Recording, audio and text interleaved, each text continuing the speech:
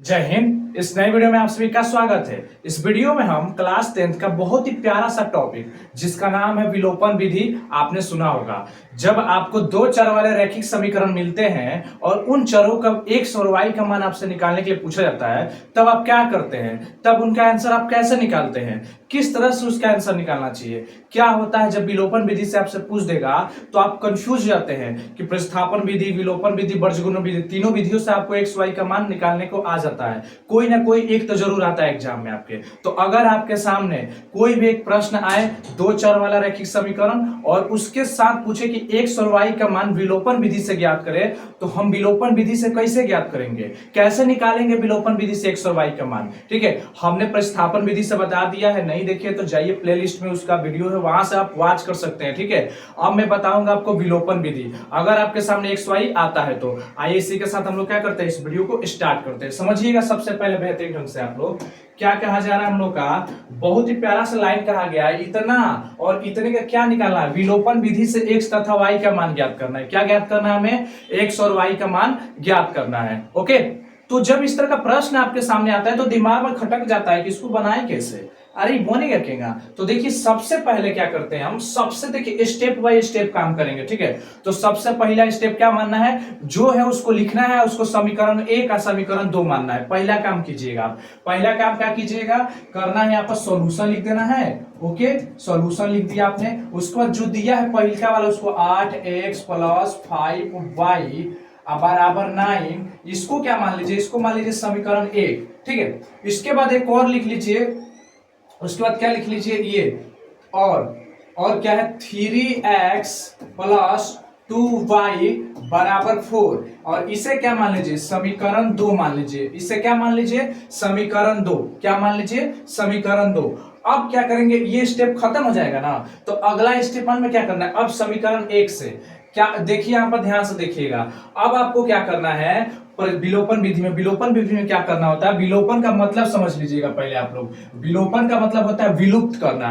विलोपन का क्या मतलब होता है, विलोपन का मतलब होता है लुप्त कर देना। क्या कर देना, लुप्त कर देना, कर देना। ठीक है, किसको लुप्त कर देना भाई, तो देखिए आपको पता है कि एक तो x है और एक तो y है। ठीक है, तो इसमें से क्या करना होगा आपको, या तो x को गायब करना होगा और नहीं तो y को गायब करना होगा। इन दोनों में से एक को पूरी तरह से क्या करना होगा, खात्मा कर देना होगा। इस समीकरण में जहां x y इतना सारा दिख रहा है ना, x भी है y भी है, सिर्फ आपको या तो x दिखे या तो सिर्फ आपको y दिखे, बस ये काम करना है आपको। ठीक है, ये आपके दिमाग में होना चाहिए। दूसरा स्टेप दिमाग में समझ आया आपको, पहला क्या करना है, पहला समीकरण लिख देना है दोनों का। उसके बाद क्या करना है, आपको देखना है, क्या देखना है कि हम x को गायब करें कि y को गायब करें। विलुप्त का मतलब किसी एक को हमेशा के लिए खत्म कर देना, उसको आउट कर देना। ठीक है, तो चलिए हम क्या करते हैं, हम y को, हम क्या करेंगे, x, हम क्या करेंगे यहां पर ध्यान दीजिएगा, हम x को आउट करेंगे। किसको आउट करेंगे, हम x को हटाना चाहेंगे। हमारा अगर मर्जी है कि हम x को हटाना चाहेंगे, तो जब हमको x हटाना है तो क्या करेंगे, आइए समझते हैं। अब ध्यान दीजिएगा, x को हटाना इसमें ना, तो इसमें एक चीज आपको कॉल करनी पड़ेगी। यहां ध्यान दीजिएगा, यहां क्या दीजिएगा कि यहां पर 8x है, कितना है यहाँ पर 8x, कितना दिया है 8x, और यहां पर कितना दिया है 3x, यहां पर 8x और यहां पर 3x। तो देखिए ध्यान से, ये दोनों को हटाना है हमको, इसको भी x को हटाना है, इस समीकरण का भी x को हटाना है। तो कैसे हटेगा, कैसे गायब होगा, तब गायब हो सकता है, ध्यान दीजिएगा, जब दोनों सेम हो, दोनों का दोनों क्या हो, सेम हो। याद रखिएगा विलोपन में क्या होता है, वो तभी हट सकता है, जिसको हटाना चाहते हैं हम वो तभी हटेगा जब क्या हो, जब दोनों में, दोनों का दोनों, याद रखिएगा दोनों में क्या हो, जो x पद हो ना वो दोनों का मान सेम टू सेम, मतलब सेम टू सेम मान होना चाहिए, अलग वैल्यू बिल्कुल भी नहीं होना चाहिए उसका। याद रखिएगा, ठीक है, उसका जो मान है वो कैसा होना चाहिए, दोनों का दोनों इक्वल होना चाहिए, बराबर होना चाहिए। ठीक है, तो सबसे पहले हम यही काम करेंगे कि इसको बराबर करेंगे पहला। अब इसको क्या करेंगे, सीधे हम बराबर करेंगे। तो आइए इसको बराबर करते हैं। अब देखिए यहां पर क्या करेंगे, बराबर करने का नियम क्या है कि दोनों में x का मान बराबर करना है, हम लोग को दोनों में बराबर करना है। कहने का मतलब या तो 8x से है तो इसको भी 8x बना दीजिए। ठीक है, अगर ये 3x है तो इसको भी 3x बना दीजिए। ठीक है, ऐसा कुछ करना है, ऐसा कुछ नहीं करना है कि इसको उसको करना नहीं, ऐसा कुछ मानना चाहिए कि दोनों ही भले 8 है 3 है उसका मतलब नहीं, दोनों का दोनों ऐसा यहाँ पर माना जाए x के बदले x के आगे यहाँ पर कि दोनों का दोनों क्या हो जाए, बराबर हो जाए, ऐसी कोई संख्या आ जानी चाहिए। तो उसके लिए क्या करते हैं, ध्यान दीजिएगा। अब हम यहाँ पर लिखेंगे समीकरण एक, ठीक है। समीकरण एक में अलग अलग करके बता देते हैं, ठीक है। एक में करेंगे तो आप लोगों को गड़बड़ हो जाएगा, ठीक है। अलग अलग करके दिखा देते हैं ताकि आसान हो जाएगा, थोड़ा बड़ा कर देते हैं, ठीक है। इससे आपके दिमाग में आसानी से समझ आ जाएगा। चलिए एक एक करके अलग करते हैं। समीकरण एक से, ठीक है। अब समीकरण एक से कर देते हैं, ठीक है। अब क्या करेंगे, समीकरण एक से क्या है कि 8x, ठीक है, प्लस 5y, ठीक है, बराबर 9, ये दे दिया गया, यही ना दिया है समीकरण एक से, ठीक है। अब यहां पर क्या कीजिएगा, अब ध्यान कीजिएगा, जब हमको ये बराबर करना है इसके, ये जो 8x है ना, हमको क्या करना है, इन दोनों को जब बराबर ही करना है तो देखिए एक काम आपको उल्टा करने का, जो समीकरण एक में 8x दिया है उससे 8 जो समीकरण x जो है ना, x के आगे क्या चीज है, 8 है, तो 8 जो है ना वो इस वाले समीकरण में गुणा कर दीजिएगा, ठीक है।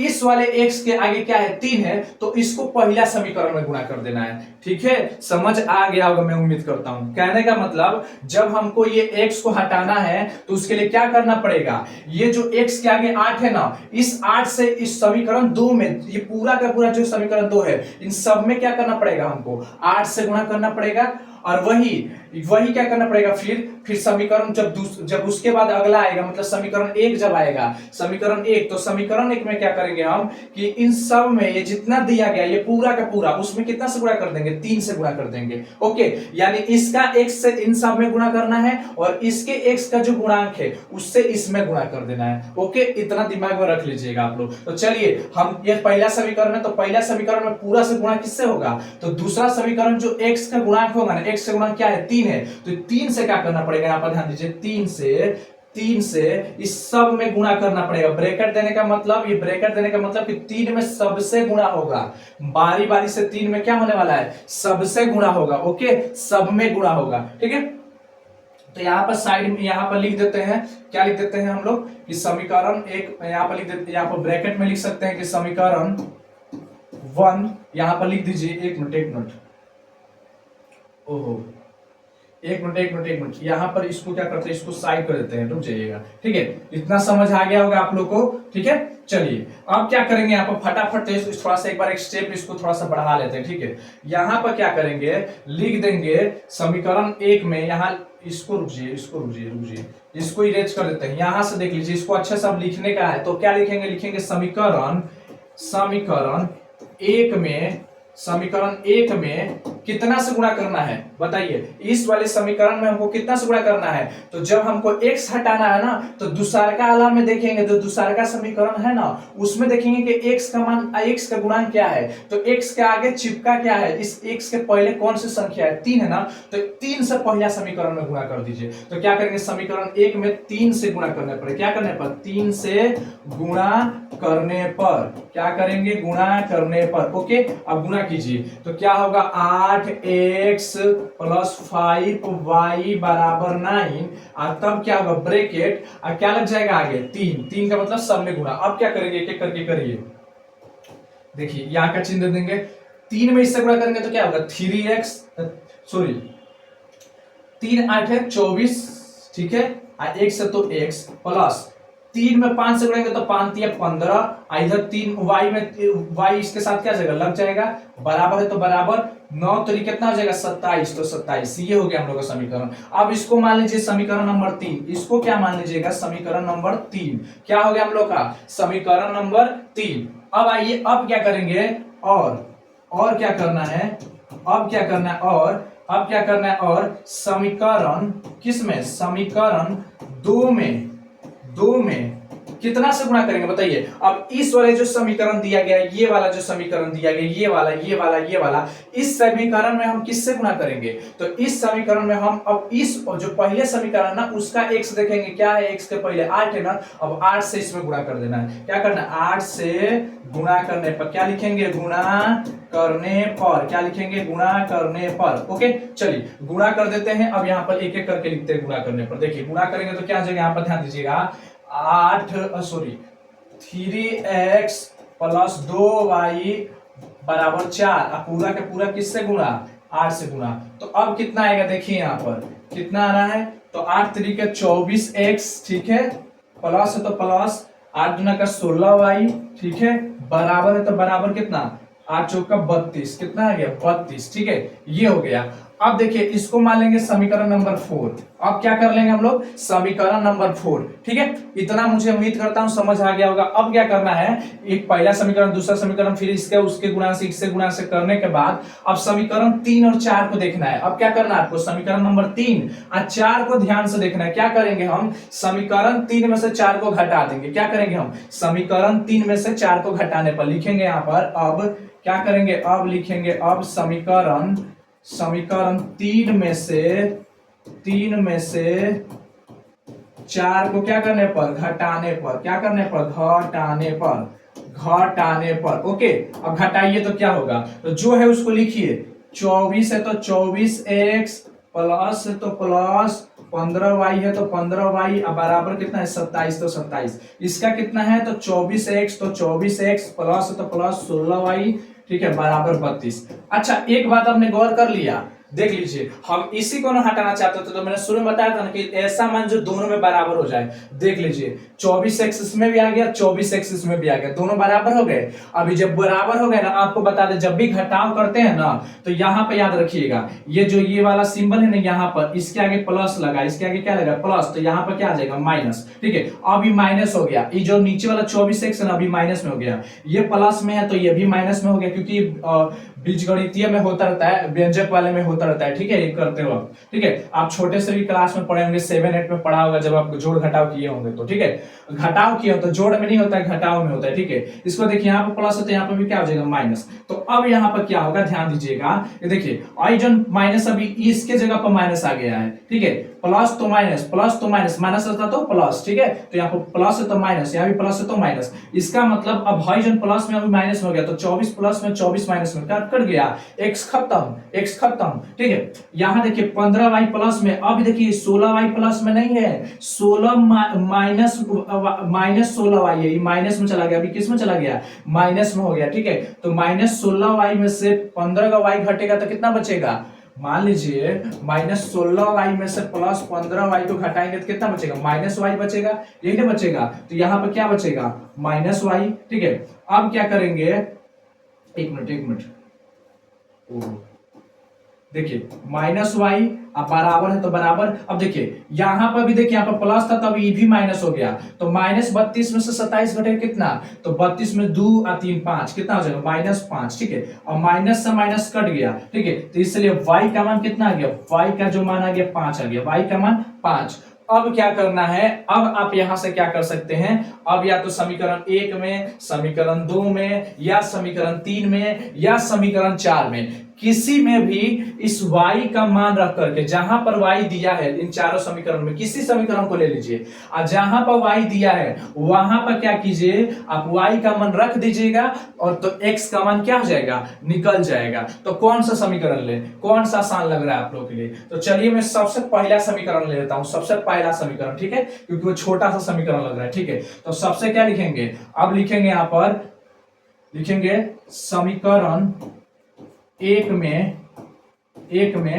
y का मान रखने पर, किसका मान रखने पर? y का मान रखने पर, y का मान रखने पर देखिए रखते हैं, y का मान रखते हैं, क्या होगा? 8x प्लस 5, ठीक है।